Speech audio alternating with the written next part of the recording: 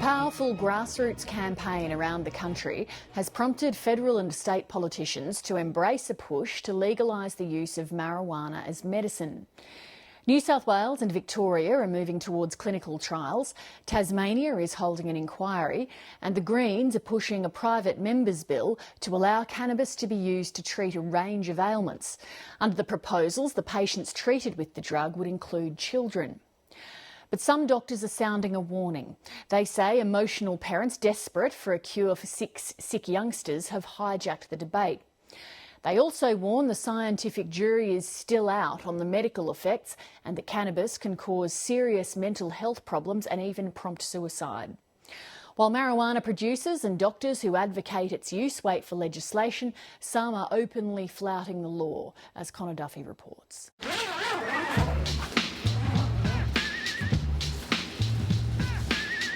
In this suburban garage are crops about to be harvested. It's not your average herb garden, it's hydroponic marijuana. Former GP Andrew Catalaris is one of the key players at the centre of this controversial drug push. These tents are a very convenient way for people to produce their own cannabis. The setup cost would be about $1,000. This is how medical marijuana works in Australia at the moment.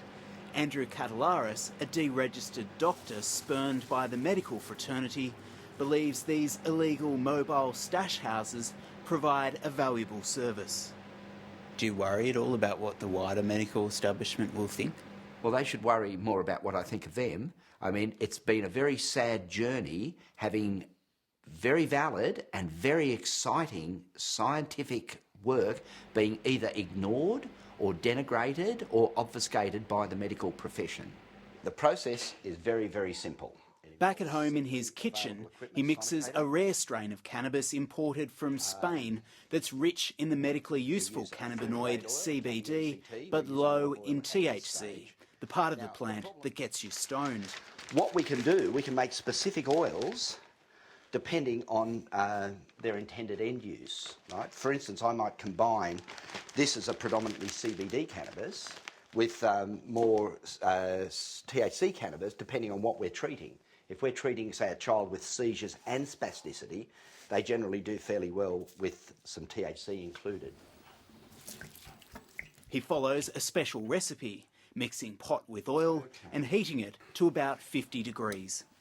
In 12 hours, we'll filter and decant it into a bottle, and it'll be sealed and labelled and shipped for patient use. This batch of hash oil will end up with 12 children around Australia with rare forms of epilepsy who take it several times a day. He claims it's succeeded where all other drugs have failed. Literally, kids are going from wheelchairs to push bikes. They're going from reading ages of 3 to 8 in a couple of months of cannabis therapy. 10-year-old Hunter Elwell from the Central Coast of New South Wales is one of the children receiving medical marijuana. His mother Lorraine is an unlikely lawbreaker. She gets jars from Dr. Catalaris, places the oil into a syringe and feeds it into his stomach through a tube. The same way he gets his food. There you go. Good boy. Hunter is 10 years old and he has Duffy syndrome, which is classified as a catastrophic seizure disorder, and it's resistant to most, if not all, anti-seizure medications. Hold on, mate. Hunter's seizures were so frequent and painful, he was regularly flown to hospital and given adult painkillers like morphine and fentanyl. Medical marijuana has transformed their lives. Great. He hasn't had, in the 18 months he's been on it, he hasn't had one paramedic call for seizures at all. He hasn't had a stay for seizures in hospital, and he probably has about 4 or 5 seizures a month now. And what was it before? Up to 20 to 30 a day. Yeah, and that was on a good day. Yes. There were times when he was in hospital for 3 months because he was having a seizure every 30 seconds. Here's another form of delivery using an aerosol. It's particularly useful as a rescue remedy. Andrew Catalaris's kitchen is full of exotic cannabis sprays and oils. He's working on a mouth spray to rescue epileptic children from fits. But he's a controversial figure. Banned from practicing medicine because of a long history of taking and supplying cannabis and other scheduled drugs to patients, and with a previous conviction for growing a medical marijuana crop. It can also be reconstituted. There are no formal scientific controls, and many doctors would be concerned the parents he supplies are left to regulate their own doses. They may well be concerned, and I'm sure there's a fair bit of tut-tutting, but the results speak for themselves. I'm providing a safe and effective herbal medicine, which in this backwater country has been made illegal and currently remains illegal, whereas around the world medical cannabis is now freely available. In New South Wales, the Baird government has announced a clinical trial of medicinal cannabis. 2 state governments are moving toward further trials of medical marijuana, and even the Prime Minister has endorsed it as momentum builds. I think we need to be very, very careful. Some doctors, like Professor Nicholas Talley, support trials, but fear children and adults using medical marijuana now are putting themselves at risk. So, for example, people who drive and are taking marijuana, well, they're putting themselves and others at risk. There's an increased risk based on studies of suicide. There's an increased risk of certain cancers with chronic marijuana use. This is not a totally safe product like some people, in fact, perhaps many people believe. Medical marijuana evaluation, the doctor is in. Overseas, there has been more than 90 studies of medical marijuana.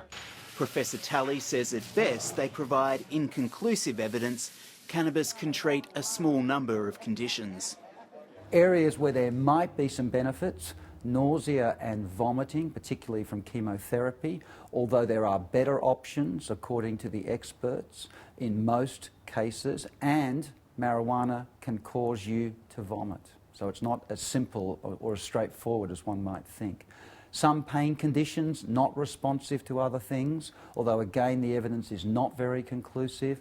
Spasticity problems, perhaps rare forms of epilepsy. Doctors here believe their overseas counterparts have struggled to find the right dose level and a safe way to give it to patients. The problems have been the practitioners don't quite know how to dose, how to prescribe, how to ensure people will actually get effective levels of drug, what the effective levels are, who to prescribe it for, what indications. They're pretty serious issues. Professor Ian McGregor is one of Australia's most experienced drug researchers. He also wants more trials, but believes the illnesses medical marijuana is treating are so serious that immediate use is an acceptable risk.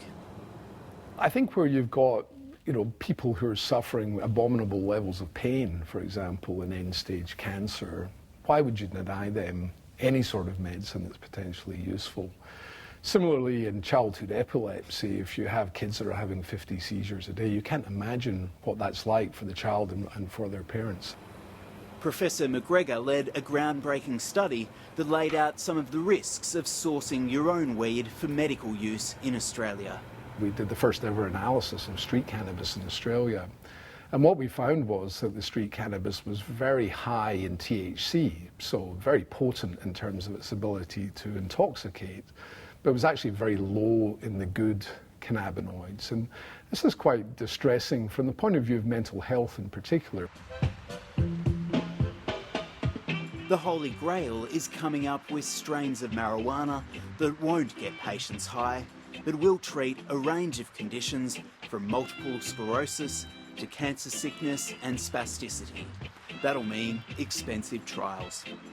I would make a special plea that we start looking at cannabis, and particularly these different cannabinoids, as potential wonder medicines, and start to run proper clinical trials looking at their efficacy in a whole range of different conditions. Medical cannabis is a lifesaver. It's a game-saving medication for these people.